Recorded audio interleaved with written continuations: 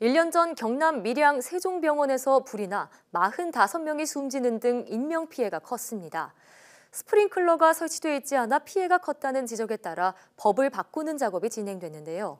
아직 정부 심의를 기다리고 있습니다. 박종혁 기자가 전해드립니다.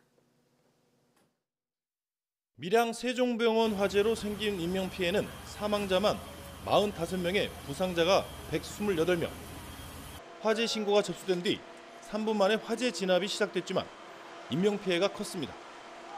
몇 가지 이유가 지목됐습니다. 당시 1층에서 생긴 유독가스는 방화문이 열려있던 중앙통로를 타고 빠르게 건물 전체로 퍼졌습니다. 또한 움직이기 어려운 입원 환자와 고령 환자가 많았던 것도 피해의 원인이었습니다. 무엇보다 스프링클러가 설치되지 않았던 점이 지목됐습니다. 스프링클러가 작동했다면 초기 화재 진압과 연기 확산을 막을 수 있었다는 분석입니다. 거동 불편 환자로 신속한 대피가 곤란하였습니다.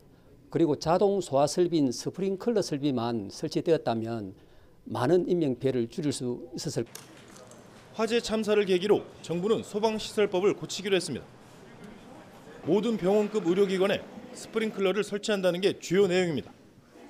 이에 따라 새로 짓는 병원은 규모에 따라 스프링클러와 간이 스프링클러를 설치해야 합니다. 법 개정 이전에 지은 병원도 소급해서 적용하기로 했습니다. 그런데 기존 병원에 스프링클러를 설치하는데 현실적인 어려움이 지적됐습니다. 공사 비용도 부담이지만 입원 환자를 다른 곳으로 옮겨야 하는 등 문제가 적지 않습니다.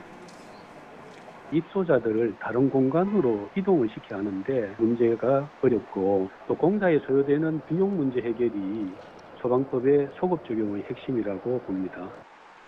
법 개정은 지난해 6월 이미 입법 예고를 마쳤습니다. 하지만 기존 병원에 소급 적용하는 문제가 걸림돌로 남았습니다. 중요 규제 대상으로 분류돼 국무조정실 규제심사위원회의 심의를 기다리고 있습니다. 따라서 심의를 통과해 시행에 이르려면 상당한 시간이 걸릴 것으로 보입니다. YTN 박종혁입니다.